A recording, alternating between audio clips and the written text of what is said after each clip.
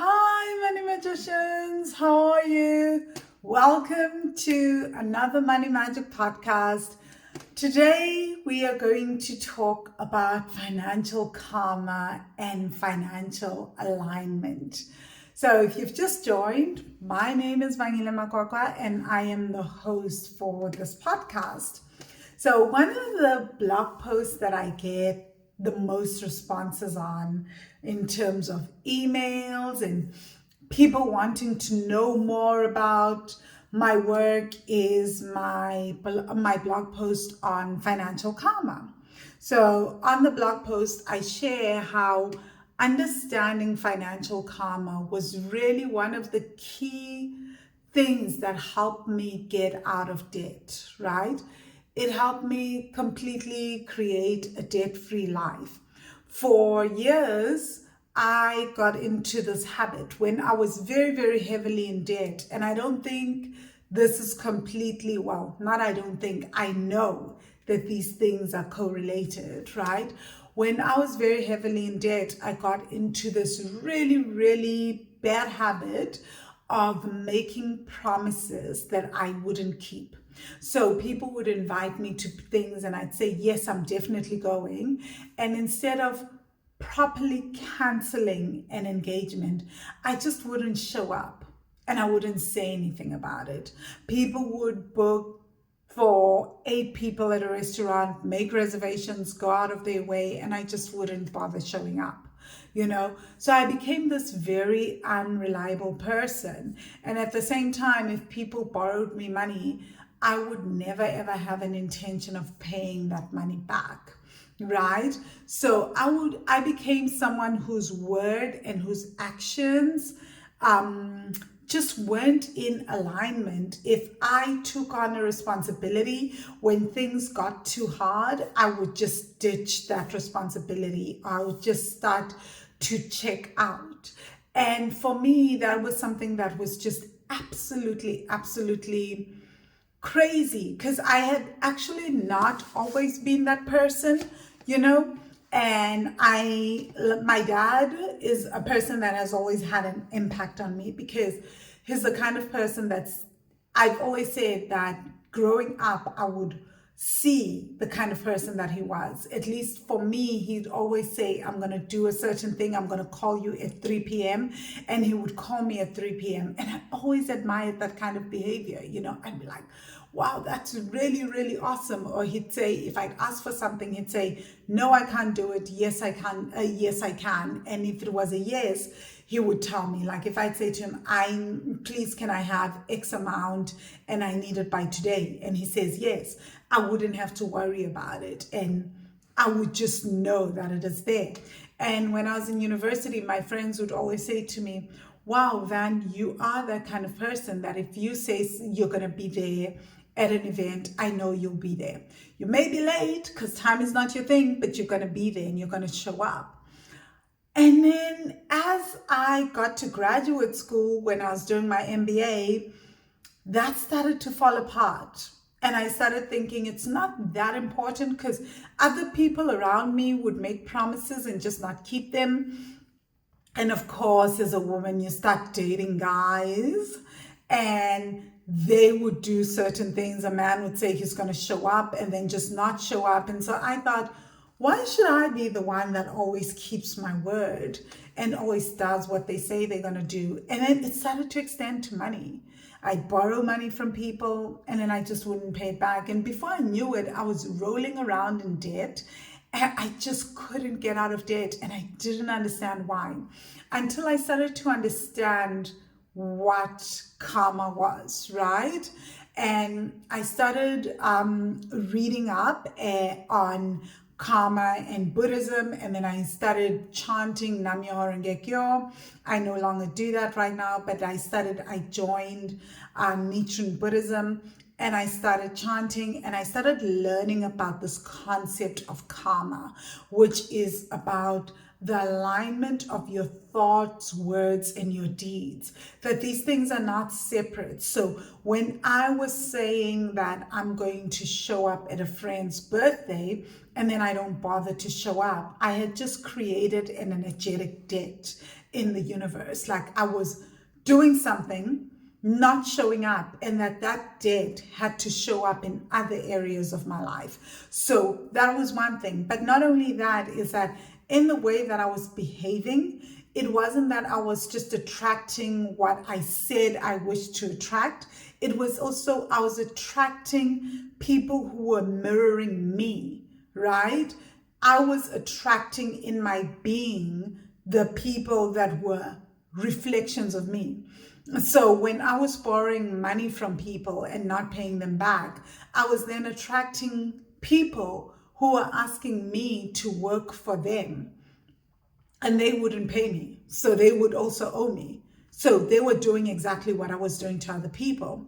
And when I was, one of the other things that I did in my first business, and well, not my first, but one of my businesses, and Speak to Be Free, I would hire people and I would pay them in share options in the business. So people in essence would work for free for me.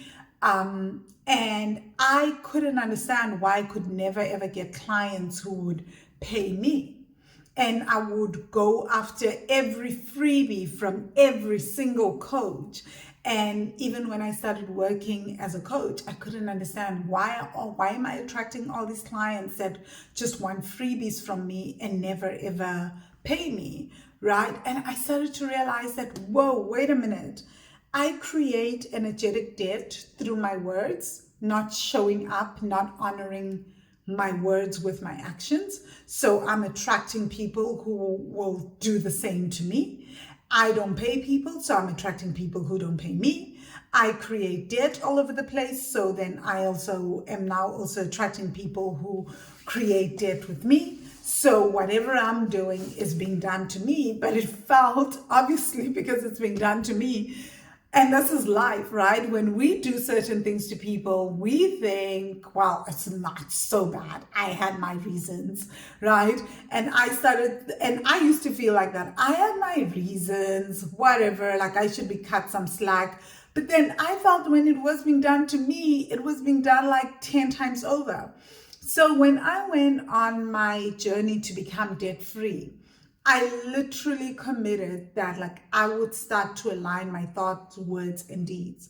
So if I say I'm going to show up at an event, even if I don't want to, I would either tell the truth, sorry, I've just changed my mind, I don't feel like going, but please go enjoy yourself, or I would go, right?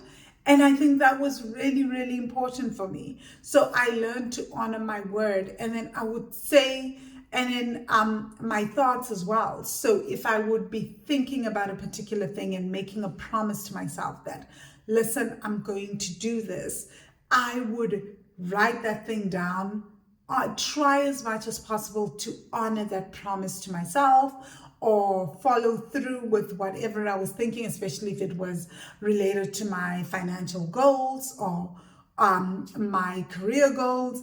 And I would do that, right? And I would back that up with my deeds. And of course, I mean, this is also very, very practical, right?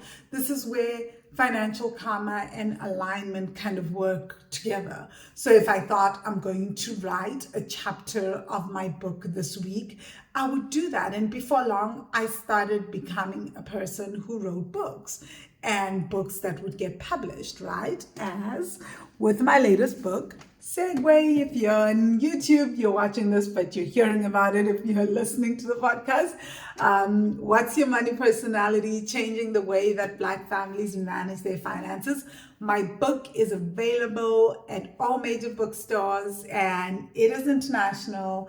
So yeah, you can check it out, get it on Amazon, get it on Take-A-Lot, get it at all major bookstores. So there it is. But then you become that person, right? So alignment isn't necessarily very, very woo-woo. And before I learned about, before I started to understand what money karma was and started understanding alignment from a very practical point of view, I used to think, oh, it's this really deep, energetic thing. I need to do meditation for hours and then I get into alignment. But now I realized that alignment is a very easy thing. It's something that we do little by little on a daily basis. It's just you being in alignment with what you are thinking, what you are saying, your value system, and your deeds. And over time, you start to achieve the things that you say you're going to achieve, right? So it makes sense that if I became a person that if I started borrowing money from you, and through borrowing money from you, and every time I borrowed money from you, I said I was going to pay you back at a certain time, regardless if you were an individual, a company, or a bank, and I started to do that, I would eventually become a person who has a good credit score and eventually become a person who is debt free. If I thought, this is what I'm going to do with money, when I receive it, when I get my paycheck, this is how I'm going to use my money. And then I wrote it down and then I started behaving in that particular manner, then I would start to develop certain monetary habits, right? That is alignment. It really is that practical. But I think what has happened in the personal development space, we've made it so like you need to be energetically aligned. You need to do all this and then things start to flow to you. No, it really is that practical. What you say, whatever you're thinking you're going to do, whatever promises you make yourself, you start to act in a particular manner, you start to behave in a particular manner, you use your words in alignment, and over time, things start to flow to you, right? People start to trust you. Your credit score goes up. You become debt free. You start taking particular actions and opportunities start to find you because you start to take those actions, right?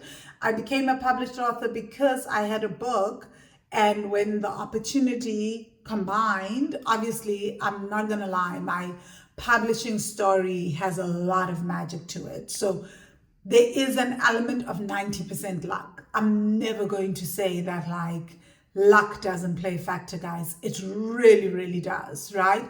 But we become a bit more lucky when we are in alignment with our thoughts, words, and deeds. It wouldn't have helped to have had a publisher and then I didn't have anything to publish, right? And I wasn't doing what was expected of me to be able to get to publication date and to have something in hand. So that for me is, I feel, what money karma is. And in essence, I think I've just described money karma, right? And how you create your own money karma. And basically, that's also how I got out of debt.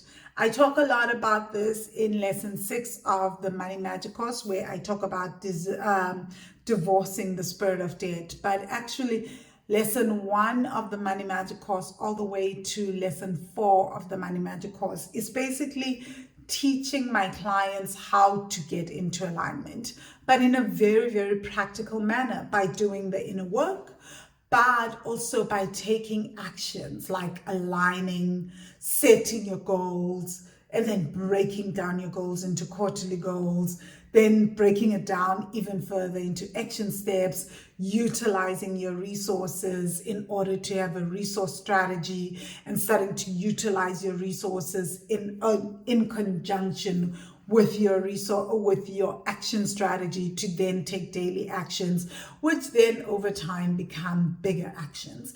And most of us have been taught that we need to take huge actions on a daily basis, but that's also not true. You can take small actions over time, and over time those actions become big actions, right?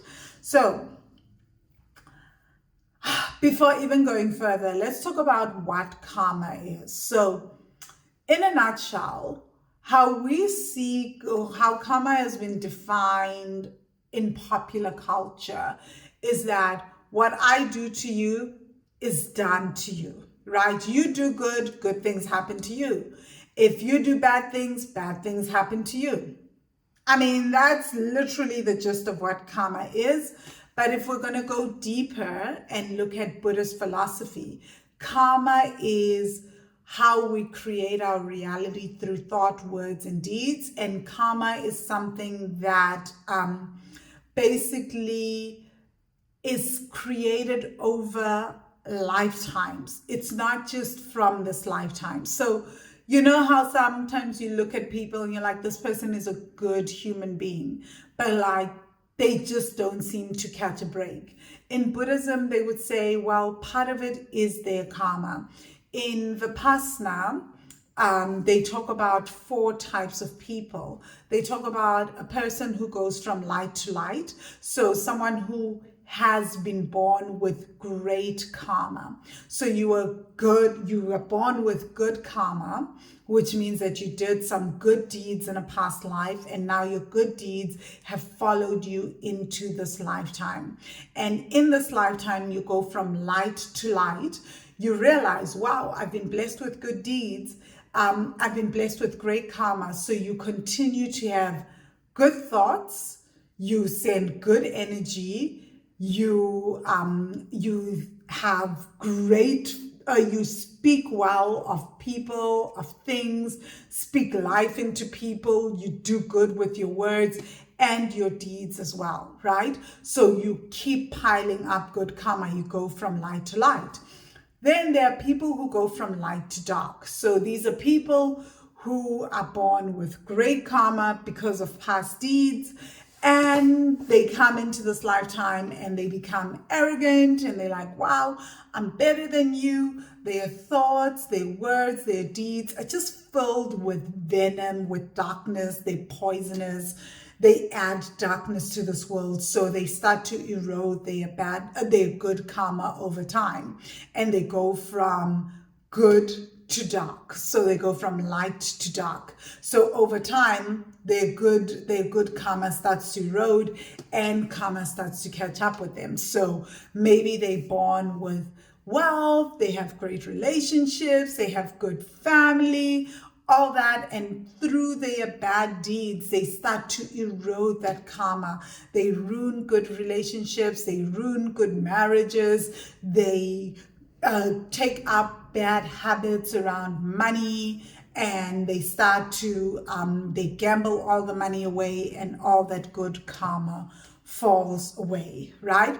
Then there are people who go from dark to light. So these are some people who are born with bad karma. Through your past lives, you've accumulated bad karma, and you realize, wait, my karma is not so great, but in this lifetime, you determined to just be a good and decent human being. So even though things at first don't work out for you, you do good, and maybe things just don't work out for you.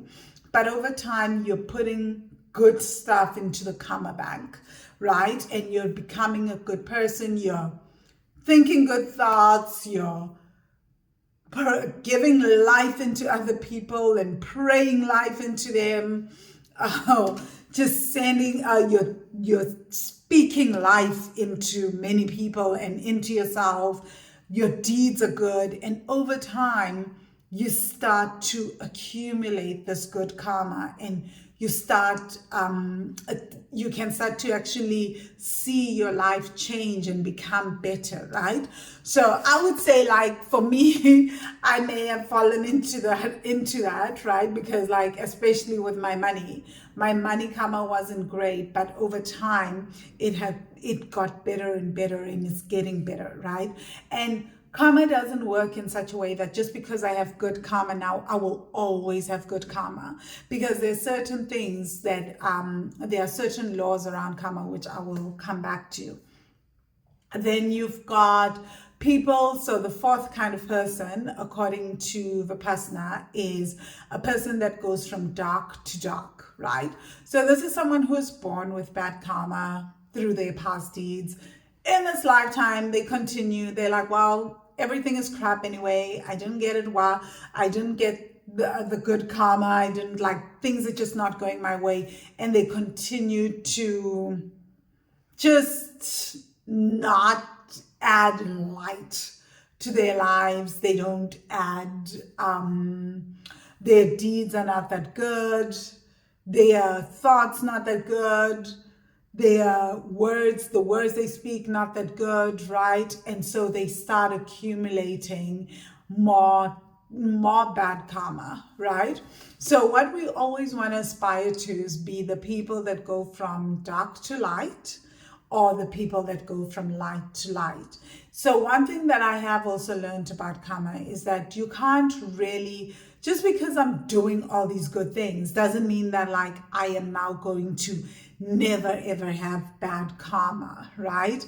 Karma isn't something that you can necessarily avoid, but you can definitely shorten your karma and you can circumvent it. So people talk about, let's say, because now you're doing all these good deeds, there's a belief that, let's say, that something bad was supposed to befall you. Maybe you were supposed to have like 10 years of hardship because of your karma. Now, because of all the good deeds, your 10 years kind of collapse into like 6 months of bad karma. So instead of losing everything, your ancestral karma, all of those things, repeating that ancestral pattern, because let's say you're on, and it makes a lot of sense, right? So let's say that you have an ancestral karma, and in your family, people usually make money and then lose it, which is actually my ancestral karma, right? And sabotage themselves. So yes, maybe part of your ancestral karma is to experience that. But instead of experiencing that fully, because of all the good karma that you've been doing or contributing to the world, yes, you may lose some of that money, but it will not be so drastic. It won't be a period of drought for 10 years. It may be shortened to say 10 months. It will be all the extremes in 10 months, just like boom, boom, boom, boom. All your karma is happening all at once so that you can kind of like experience it and just have it be done with. Or even as you're experiencing it, instead of you being destitute, you're experiencing all that hardship, but now you have all this other support because of the good karma that you have created. The thing is, according to Buddhism, right, is even as we're experiencing our good karma, our bad karma, is that we continue to do good regardless, right? We do not become arrogant. We do not become egoic.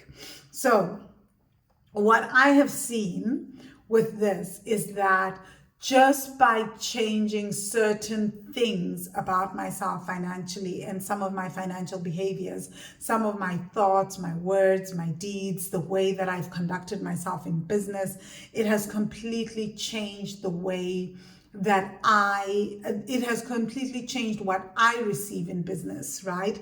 And the way that the customers that I attract, right? So and that is also due to the law of reciprocity. So we can't talk about money karma or financial karma and alignment without talking about the law of reciprocity. So again, the law of reciprocity is a simple law. It's a universal law. It's one of the many universal laws.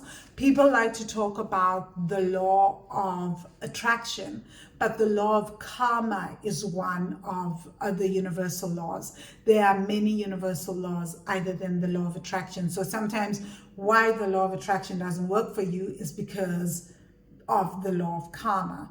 And as well as the law of karma is the law of reciprocity, which is what you do unto others will also be done unto you. But the law of reciprocity is also mad cool, is what you do for others will also be done for you.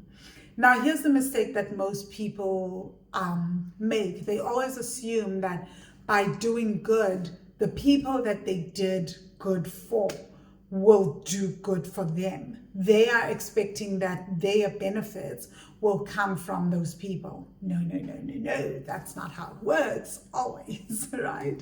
Sometimes you're lucky that happens. But what I have found is that what I give, and this is where I also think people talk a lot about gifting and all that. It really, really makes a huge difference, and it can change your life. And I'm going to talk a lot about how I also use the law of reciprocity to become debt free. Although at the time I didn't know that's what would happen, because you're not doing it. So the big thing is not to give with the intention of receiving. It's to just give because that's what you want to do, and that's what you feel moved to do, and that's what your spirit is telling you. And so for me, I'm a big believer in listening to spirit. So I've got so many so many stories about how the law of reciprocity has played out in my life, and it's so crazy. But I'm going to give you guys two stories. The first one is when I was 22 years old. I bought my sister a car, right? I bought the first car and I bought my first car and I gave it to my sister. I drove that car for like a week or two, and I said to my sister, listen, this is your car, because at the time she also wanted to travel. I'd gone to work on the cruise line for about 8 months. I came back, got a car, and I gifted it to my sister because I knew that one day she'd want to travel, and she was still doing her advertising diploma.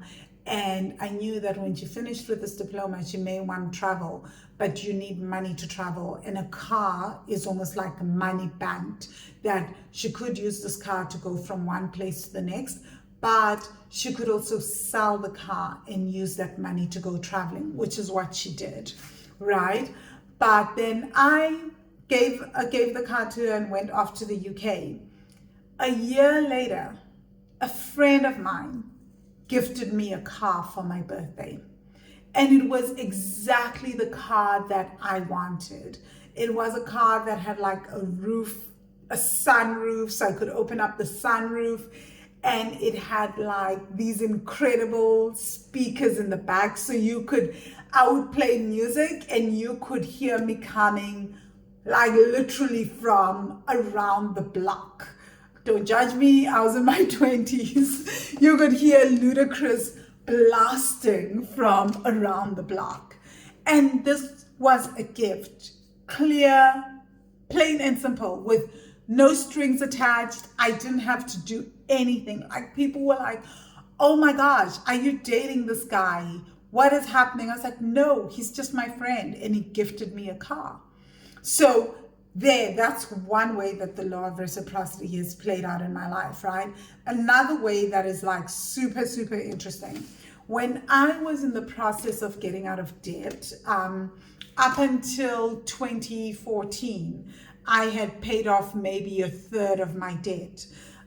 My sister got me this book about a woman who did 29 days of gifting. She had come to South Africa. It's a white American woman. She had come to South Africa and she had met with a sangoma/shaman, and she was ill. And the shaman had said to her, you need to do 29 days of gifting. The sangoma told her that. And what she did was she was supposed to just give. For 29 days, just go around giving gifts. So I tried this for a month. I read this book, like literally read up to like chapter 5, day 5 of the book. And I was like, this is interesting. I am going to do 29 days. So I got to 29 days. And the idea, what I forgot to say is that the idea of this is that you start from day 1 and then you do 29 days. If you skip a day, you start from scratch, right? So I did 29 days and I was really adamant I wasn't going to skip a day. I would put reminders in my phone like 3 times a day to gift something, right? And I would go to flea markets and I'd buy different gifts for different people. So I did this for 29 days. Didn't really see much of a change in my life, but I kind of felt like, wow, this is so awesome. I'm enjoying this, right? What if I push myself to do 200 days of gifting? Don't ask me why I chose 200 days. So I started my year, January 1st, 2014, with this 29 days of gifting. So then I decided to go for 200 days of gifting, right? I just kept gifting with nothing that I expected in return. Didn't expect a single thing. And I didn't even know why I was doing this, right? Again, I always just follow my inner guidance. It doesn't have to make sense to me. I was like, well, I can't see how it will hurt. Like, I'll just put aside a certain amount of money and I'll just start gifting. So I would make food for homeless people and go look for homeless people. It was just kind of like a weird situation. I would gift different things. I would gift sometimes non-monetary gifts. I would gift testimonials for people. I would gift book reviews. I would just do really random things. And people didn't really know that I was doing this. A lot of my friends knew, but some people would just, know where I'd like wake up and I'd feel like I'd get given a message, give this person money, and I would just send a person a random gift and give them money. Well, let me tell you something.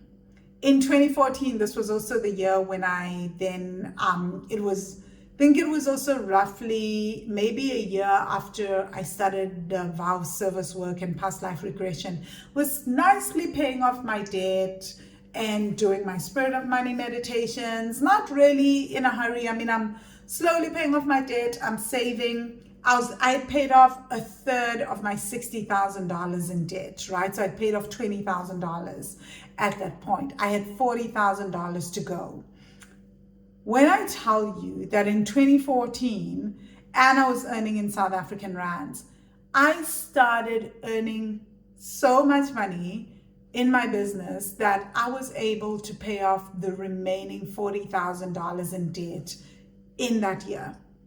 And not only that, I was able to then attract more money and save 500,000 Rand, which at the time the Rand wasn't so hectic at the time between the US dollar and the Rand exchange rate, was another $40,000 that I could save in my bank account so that I could go traveling. All that happened within a space of 12 months of my life. And I believe that a huge part of it was just me gifting. I didn't know what I was doing. I didn't expect anything. Since then, I haven't really done the gifting challenge in the same way, mainly because now I know that I would not really be doing it from a space of purity, so to speak. I feel like now I would be doing it with expectations that I want a similar result to happen, right? And I'm not a person that really loves to do things like that because I'm like, I've already tainted it, because now I have this expectation, right? And I hope I don't taint it for people either, if they want to try this gifting challenge, right? I actually have a free 29-day gifting, 30-day gifting challenge for people that don't have ideas of what they want to gift. So for 30 days, different things that you can gift. And some people have done it, and it's been very, very interesting to realize their breakthroughs and some of the breakthroughs they've had.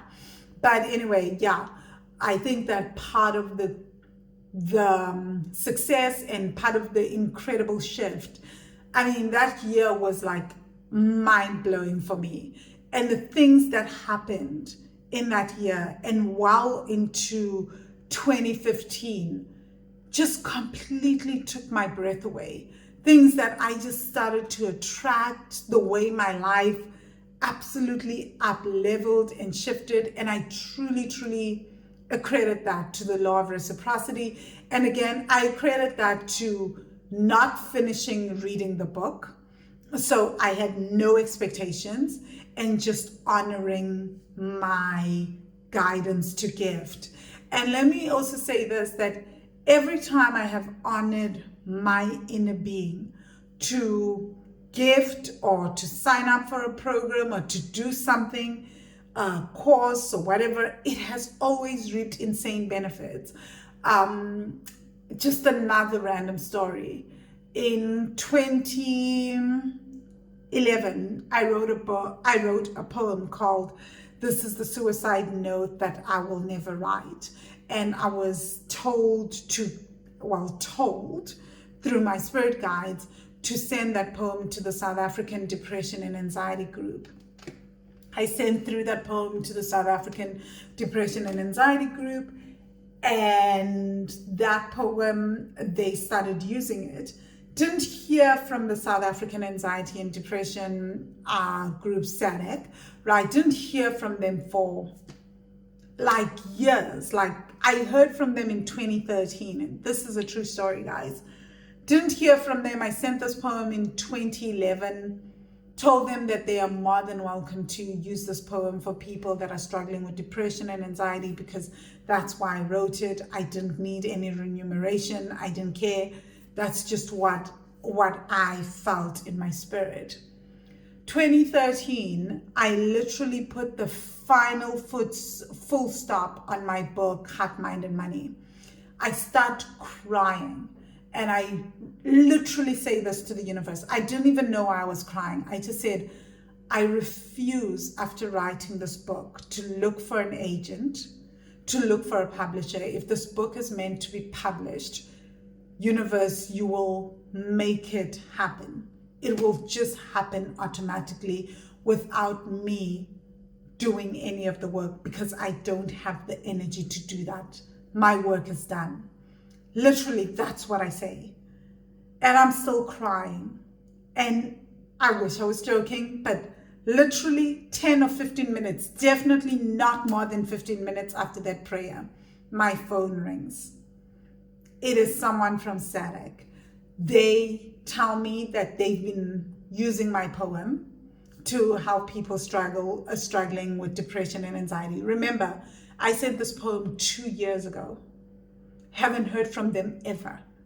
They asked me if I would love to go on television the very next day, mind you, and do like a TV tour for a few days talking about depression and anxiety based on my poem. I say yes. It feels right. Don't think much of it. I end up on talk shows. I end up on different television shows. And from there, a few days later, I had a publishing deal. 3 months later, my book was in bookstores, and the rest was history. Wealthy Money was born. Everything started to happen. And I didn't know it. But then a few months later, I would start the gifting challenge. I would become debt free. My life would completely change forever. So why am I sharing this? Because law of reciprocity, right? Sometimes we don't listen to that inner guidance. And we think that by gifting, we are undermining ourselves, or we want to see the reason right this red hot minute. We don't listen to our inner guidance. We don't see how it falls into the bigger picture. Honestly, I could not have seen how my poem would lead to a book publishing deal like 2 years later. It just never ever entered my mind. But again, I am such a believer that if I hear the guidance deep within that says, do this program, gift this, do this, I follow it. So somehow this is also not just like, this is also karma, right? It's that the thoughts, words, and deeds is also being in alignment with ourselves, listening to that inner voice, and how sometimes it really is like what I talk about, the luck. But luck is also that inner guidance, that intuition. So I really, really hope someone is listening to this and you're hearing that thing, and maybe you're like on the fence and you're triple thinking it, double thinking it, and you don't know why you're getting that guidance. Numisa talks a lot about when she kept hearing to do the money magic course, right? And she was like, I can't afford it. And neither one of us knew that she would become Wealthy Money's assistant coach. And now when you listen to her, she talks about how she took that and she has 10x'd her income. I'm just like, this is so weird. We all have different guidances. Someone may be listening to this and maybe your guidance is to book a flight to Rome and you don't know. And maybe your soulmate is in Rome. Who the hell knows, right?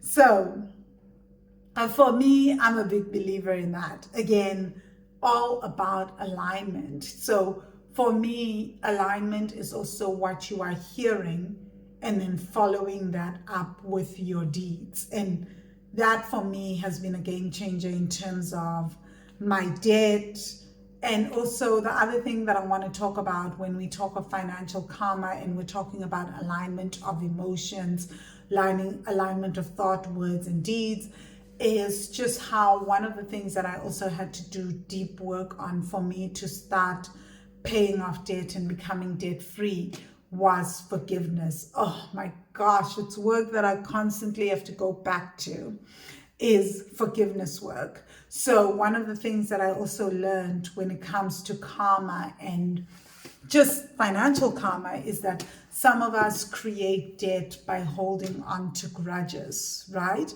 That as I hold on to a grudge, I will and I refuse to forgive certain things that I was creating debt. This is not to guilt trip anyone into forgiveness. All my clients will tell you that I'm a big believer in, if you're not ready to forgive, you do not force forgiveness, right? I did the forgiveness work not as a way to force myself, but because I wanted to and I was ready to. Some things, even now as we talk, there's some people and things that I'm not ready to forgive, and I'm sitting here and I'm like, oh, I'll do it in my own sweet time when I am ready. So you don't have to forgive. But for me, there were certain things where I started to realize that actually I am creating, because I'm holding on to this grudge, it's not enabling me to really move forward with my life. And so I'm actually punishing myself by holding on to certain things, and it's stopping me from up leveling and allowing myself to open up to new experiences and new possibilities, because I'm holding on to that old identity and that old hurt. So I allowed myself to forgive, right? And I found that that also relates to debt. And I usually ask my clients to also do some of that work. Again, these are individual choices. This, again, is up to you, right? So for me, the other thing that I did was I made a list of everyone that I owed. Again, past karma, right? One of the other things that I did when to get out of debt was I created a list of absolutely everyone that I owed money to. Didn't matter if the debt was 10 years old.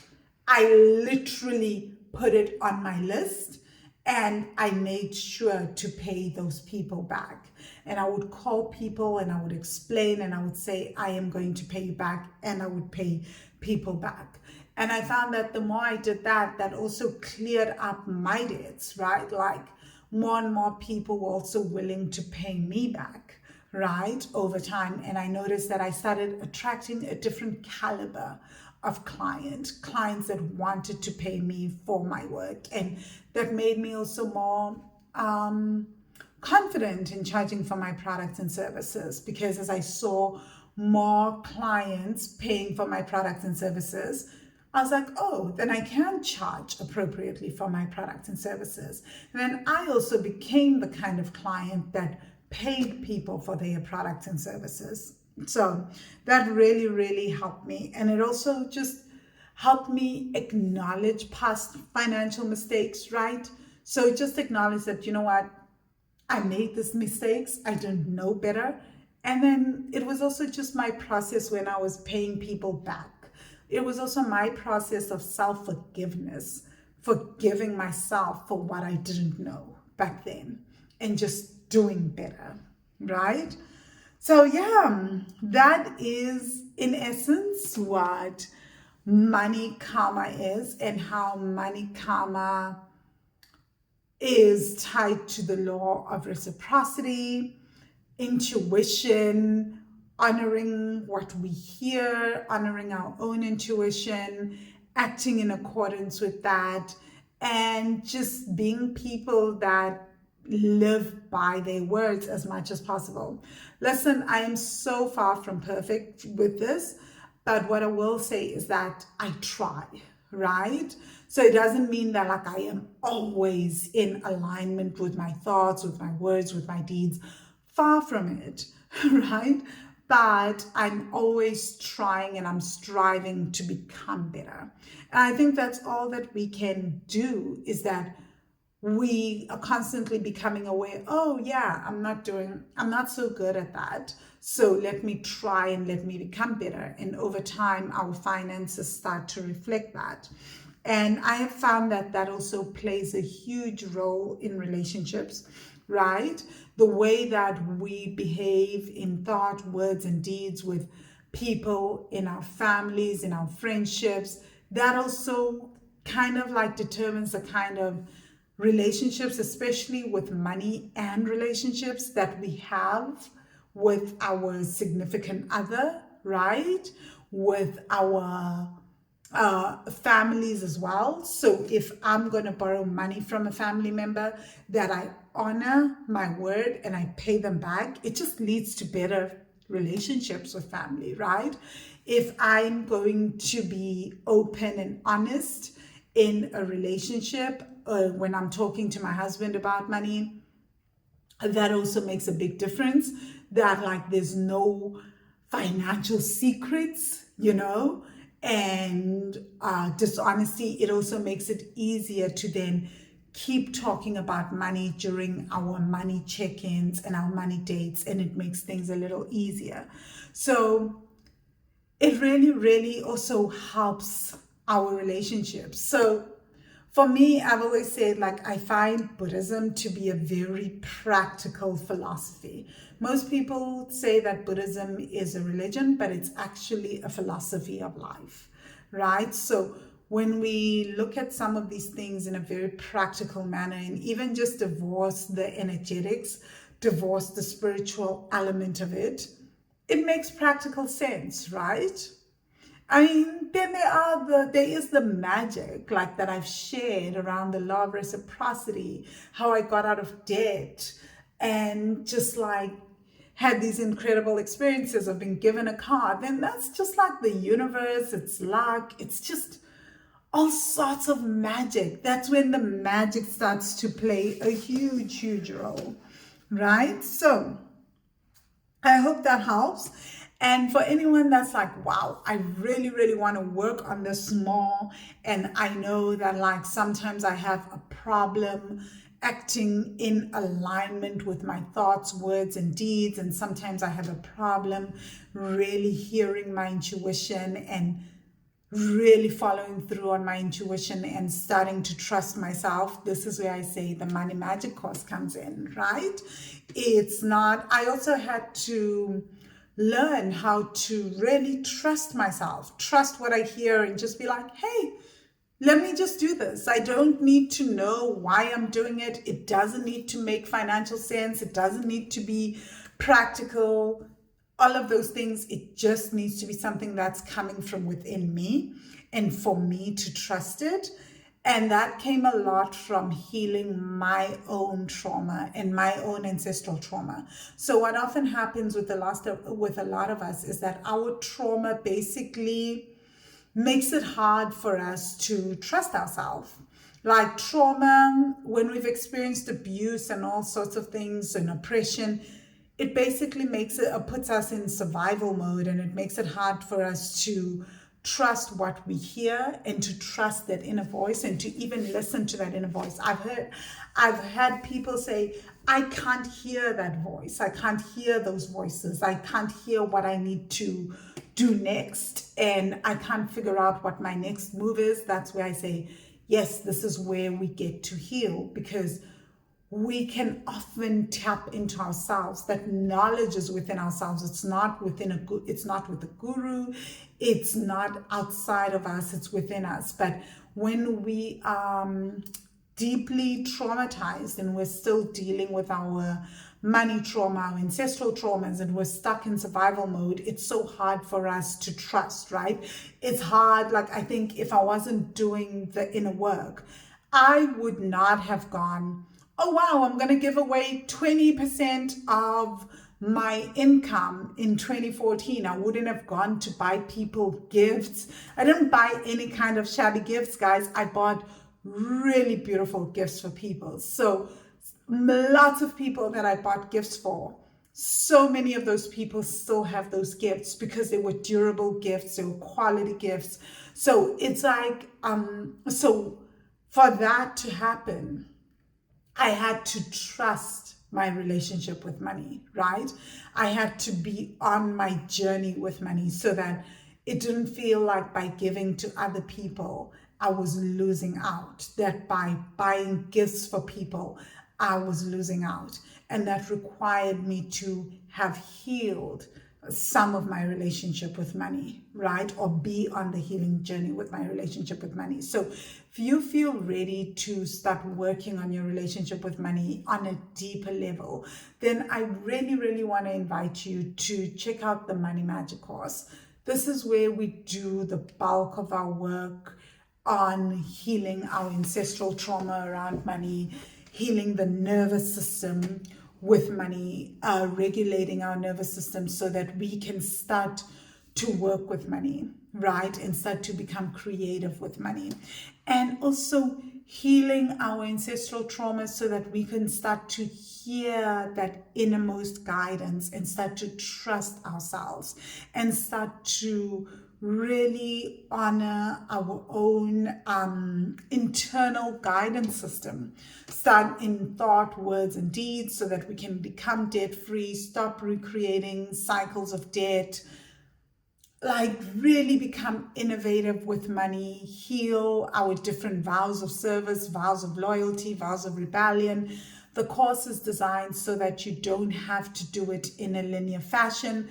When you do sign up for the course, you have a 1-hour coaching session with me where we figure out your money story and where you are on your money journey, and we start working on healing your money story, right? And start healing your ancestral money trauma. And you also get 1 month of coaching with Numisa and access to her on WhatsApp. And she works a lot with the womb and the meditations in the Money Magic course. Her signature work in the Money Magic work with the Wealthy Money work is with the bank account challenge and working with the womb and teaching women how to work with the womb and start healing their womb, right? And that you get all that when you sign up with for the Money Magic course. You also get access to the bank account challenge, right? And on top of that, I have fireside chats twice a month where you get group coaching. You show up on the second Monday and the last Monday of the month, and we work on whatever you're dealing with financially that month. So we can do meditations together, we can do EFT tapping together, and you get the support of the group. I really, really love it. It happens via Zoom, so it's interactive. So if you're listening to this and you're like, wow, I want to go deeper, know that in the Money Magic course, there are about 150 meditations all around different aspects of ancestral money trauma. There are challenges, there are income challenges, debt challenges, the bank account challenge. There is just so much. The course is has lifetime access. It's designed so that you don't do it in a linear fashion. Again, I can't stress that enough. People learn, you will figure out where to start. I tell you based on your money story, and after the coaching session with you, where to start, and Numisa then takes you even deeper and guides you, right? So the course is $6,999 once off, and you get lifetime access to the course, or you can pay in installments. There are two options. You have a 10-month installment where you pay $888 per month over 10 months. And again, you get lifetime access and you get access to the course regardless as you're paying in your monthly installments. Or you can choose a 20-month payment option where you pay $444 per month over 20 months. And again, you get access to the entire course. When you're done paying, you get access to the course for a lifetime. The course, you can do the meditations consistently over and over again. And I can't tell you how incredible this course is, right? If you've listened to some of the Money Magic students on this very podcast, the Money Magic podcast, then you have heard some of their incredible breakthroughs and their stories, right? And how they have shifted and changed their lives. So if that's resonating with you, definitely check out the link to the Money Magic course in the description in the podcast description. You can go register on there, or else you can just hit me up and ask to have a discovery call with me to see if the course is a great fit for you. And you'll either have a discovery call with myself or with Numisa. We'll take you through, we'll answer any of your questions. We'll also help answer any of your questions if we think that we can help you. Otherwise, if not, we can also give you guidance. Maybe start with some of the master classes, start with the journal, or start with the bank account challenge, right?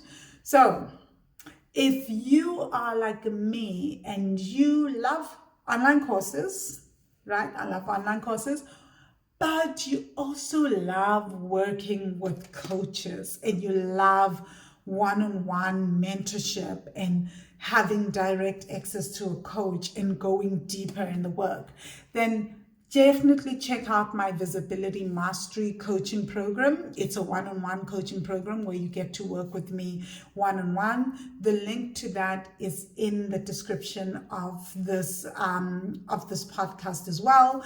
I have a 3-month coaching package and I've got a 6-month coaching package. The 3-month coaching package is $5,000. The 6-month coaching package is $10,000. So as I'm recording this particular podcast, I have 1 coaching spot left. So if you want access to that coaching spot, hit me up. Let's have a discovery call and sign up for the coaching. So I hope this has given you an aha moment, and this particular podcast has really got you going like, wow, starting to understand what financial karma is, and it's giving you better insights as to why you attract the clients that you're attracting in your business. It's giving you insights on some of your financial behaviors and how those behaviors are then creating the financial outcomes that you're having, and some of the things that you may need to change in order to get different money outcomes. So I am going to leave you with a quote for today's podcast. The quote is by Henry Ward Beecher, and he says, he says, riches are not an end of life, but an instrument of life. Again, riches are not an end of life, but an instrument of life. Thank you so much, guys. Have a fantastic day further. I will see you in the next podcast.